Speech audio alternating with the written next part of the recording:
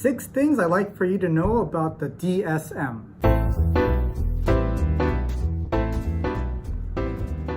Hello, welcome to Chez Eric, a place where we talk about psychiatry and religion, and with a focus on how to apply it to your life. Today I'd like to talk about the DSM, also known as the Diagnostic and Statistical Manual, and there are 6 to 7 facts that I'd like to talk about that I think you might find fairly interesting. As I said, this is the DSM. It is the Diagnostic and Statistical Manual of Mental Disorders. It is used by mental health providers, generally speaking, to kind of be on the same page so they can discuss with each other what they see in their patients, and to kind of have a categorization of all the different mental disorders that we currently know and categorize them in a way that can help with research moving forward. It has a list of criteria for each of the mental health disorders. It has a little bit of a discussion on when we expect for it to happen or the prognosis moving forward. So that's 1. Okay, so 2, why do we even need a DSM? Well, what do we have instead of the DSM? We don't have much because we need to categorize them in some sort of way to kind of everyone to be on the same page. Back in 1460 to 377 BC, Hippocrates classified mental illness into 3 major categories. The first category was mania. The second category was melancholia. The third category was phrenitis, which is a brain fever of some sort. Mania probably was some form of a psychosis where someone was acting really bizarrely. Melancholia was probably some form of depression that didn't seem to go away and didn't really have a particular source. In Islamic tradition, around 980 to 1037 BC, they added epilepsy and hysteria to the list. Epilepsy probably dealing with epileptic episodes we see right now where someone kind of has very bizarre, repetitive behavior over and over again that we know now is related to electroactivity in the brain that's aberrant. And the hysteria is what we currently understand now as conversion disorder, where someone has a problem, but there doesn't seem to be a physical problem that doesn't seem to have any foundation doesn't have any medical reason for it. So until the early 19th century, most of psychiatry and religion were kind of interconnected with each other. A lot of people with mental health disorders were actually treated by religious institutions. But a major change occurred when Charcot and Freud associated religion with hysteria and neurosis, which then caused a big fight, a big war, and there was a divide between religion and mental health care moving forward. I'll talk more about that a little bit later, if you don't mind. In another video. Prior to World War II, there was a need for more statistics about the population, more information. So in 1840, a census was created, and one of the questions in the census was thing they were trying to measure was the frequency of idiocy and insanity. And by 1880s, several categories of mental health were distinguished, namely mania, melancholia, monomania, paresis, dementia, dipsomania, and epilepsy again. And in 1970, the American Medico-Psychological Association, now known as the APA, tried to make these categories more clinically useful. And in an effort to make it more clinically useful, they created the very first DSM. Anyway, so number 3 I'd like for you to know about the DSM is that it is a constantly evolving body of work. It is not this static thing that we know forever and it exists for the rest of time. So there was DSM 1, which was at the time known as DSM because there was only one of them. And then there's DSM 2. DSM 2 came out because the World Health Organization had the International Classification of Disease. And they had got International Classification of Disease 1 and 2 and 3, but by 6 and 7, they actually didn't have any mental disorders in there. So they wanted to include mental health disorders in 8. So there was an effort to get DSM-2 and the ICD-8 to kind of come together. And that's what it did. And by 1974, there was a DSM-3 that came out that began creating a diagnostic criteria to list out whether someone was suffering from a mental health disease. And it was fairly strict in some regard, and that way everyone can kind of be on the same page. And then there was also a multi-axial system to understand patients, so that it wasn't just understanding them in this narrow view of like psychiatry or psychology, it was like, how are you doing with your medical disorders? How are you doing with your health? How are you doing with your personality issues? How are you dealing with your social issues or financial issues? Things like that. These are the things that we kind of cared about because we wanted to understand people as a whole. By 1987, there was actually a DSM-3R, R standing for revision, to kind of clear up some either inconsistencies or clarify some areas that were a little bit vague. By 1994, there was a huge push to create the DSM-4, and there was a lot of people involved in this one. There was thousands of people and numerous institutions to create a DSM that was more founded in creating a research and empirical basis on what modifications we should make for DSM-4. And finally, with DSM-5, this is the current one that we have, DSM-5 kind of had a research push to say, it kind of happened in 2000 where there was a more push to make sure that everything that we have in the DSM was based on some research and empirical research because we had the thing entirely. So that's the evolution of the DSM over time, back when, compared to when we have, Hippocrates, which is just this three dinky little categories. Anyway, four, I want you to know is, what is the DSM used for? Well, it is used for research because when you have different categories, you can start to bin people in certain categories and then do statistical analyses and do research, whether it's for a drug or for a therapy intervention or something like that. It's so that everyone can kind of be on the same page. Another big major thing the DSM is used for is to classify coding for medical billing purposes.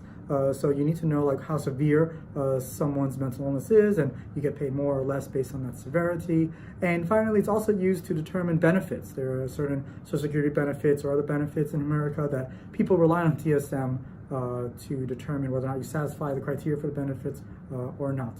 So it's actually kind of fairly pervasive, and it's integrated into our current medical system very much so. The fifth thing, am I getting my numbers right? I think I'm getting my numbers right. The fifth thing I want to share about the DSM is the religious component of the DSM. When the DSM was first created, there was a disorder called a delusion. A delusion is currently considered a fixed belief that doesn't change, is persistent, and can't change even though there's contrary evidence presented to it. The reason why this is a fairly controversial diagnosis is because the big question is whether or not a belief in God or a religious belief is considered a delusion. In many ways, you can kind of frame it that way. You can say that a belief in God is a fixed belief that a person who is devout refuses, despite any evidence that, let's say, God doesn't exist, to not believe that God doesn't exist. Therefore, it's a delusion. That's kind of what Freud was kind of harping on, and that's a big controversy over there. So when creating DSM-4, they created what I like to call a religious exemption. And the religious exemption is specifically as follows, that after the definition of the DSM for as a false belief or delusion, as a false belief based on incorrect inference about external reality that is firmly sustained despite what almost everyone else believes and despite what constitutes incontrovertible and obvious proof of evidence to the contrary, the second sentence says, and the belief is not one ordinarily accepted by other members of a person's culture or subculture. It is not an article of religious faith. This was very important because we didn't want to pathologize typical religious belief. If we're going to have categories of mental health disorders, it would be fairly odd to then categorize a whole group of people who are functioning in society, who have fairly good reality testing, who have a growing relationship with each other, who aren't typically what we would classify as suffering from mental disorder, to then be there just because they have a particular belief in God. The DSM-5 kind of continues with this sort of religious exemption or exclusion, but it defines delusions a little bit more simply as a fixed belief that isn't changeable to contrary evidence. And it has a section that states, let's see, an individual's cultural and religious background must be taken into account in evaluating the possible presence of a delusional disorder. The content of delusions also varies across cultural contexts. Fairly controversial issue. I would love to talk about it, but in another video. Number 6 that I'd like to chat about is kind of the flaws of the DSM. The DSM was very good. We actually came a long way since Hippocrates was just the 3 categories that we have. We learned so much about mental illness along the way. But ultimately, these are categories and these are labels, and there's a tendency to label people in a way when we have a big, I would say, Bible-looking book, right? To then feel like it is a Bible and therefore it is indicative of how people actually are. People have used the DSM to label people, and unfortunately, we have a lot of mental health stigma as a result. And so people are afraid of being labeled in one of these things, and it's kind of a cultural taboo to be labeled that way. So that's kind of a flaw of having categorization based. Also, as I mentioned, or maybe I mentioned, I forget if I mentioned it. Well, I'll mention it now. The issue is that if you have a group of people who are depressed, there's no reason to believe that just because they experience depression, they are actually biologically the same.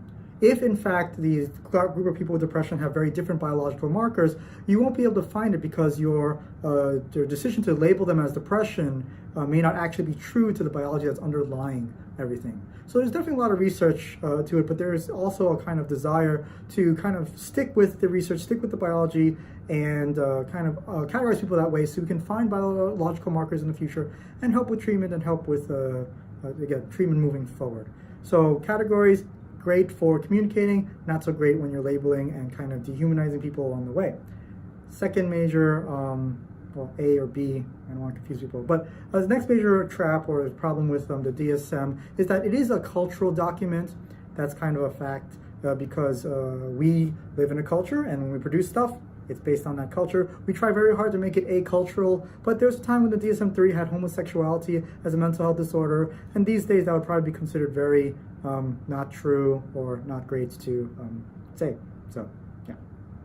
The third, not third, I don't want to confuse people, is that it actually, since it has huge implications on insurance, it's not a purely academic document anymore. And so because of that consideration, when there are revisions made moving forward, there's a huge implications if a change to make something, remove something from the DSM, all of a sudden let's say it's not covered and therefore won't be covered by insurance, or people won't be able to get benefits like they used to when they were relying on it. So that's there's a large political component to DSM nowadays since it's so integrated into our mental health care. And fourth, people outside of the mental health field might have a tendency to use a DSM incorrectly, kind of reading and seeing as a static document when in actuality it's a living document. It's kind of changing. So that's something that can be a flaw of the structure of the DSM to say, hey, these are things that are mental health disorders, and if you fit in this, you are mentally unhealthy. That's really unfair. I don't think that's what the DSM was ever really trying to do, but it's kind of the best that we've got. And 7, the big takeaway I want for you today, the implementation part of this, is that labels are labels and they are labels and they are annoying, but they're needed in some respects, and be careful with labels, please. Generally speaking, I guess I want to say that if you or a loved one are suffering from a mental health disorder, I'd like to encourage you to kind of stray away from looking up things in the DSM and trying to see where you fit, trying to see if you fit into it or everything, because you may or may not have the background to fully grasp the complexity and the political aspects or the nuances of the DSM. It would actually be much better for you if you are again suffering from mental health disorder of some sort, or you feel like you are, to focus on what you're experiencing, focus on where you're suffering and where you're most concerned about, focus on what's causing you to feel a certain way that you're feeling or to think a certain way that you're thinking. And if you take that in its purest form, you can go to your mental health provider and share with them the most pure version of what you're experiencing, and they can then use their expertise to figure out where you fit the best. I've had patients before kind of read up on these mental health disorders beforehand, and then they kind of regurgitate what it says. And when I get deeper into it, there's a little bit more nuance to it that I would have preferred to discuss in the beginning than trying to get through and wad through all the DSM lingo that is used not as skillfully as if someone really did know about that. So those are my takeaways for the DSM. I hope you found that really helpful. If you like this video, do like and subscribe below. And yeah, talk to you later. Bye.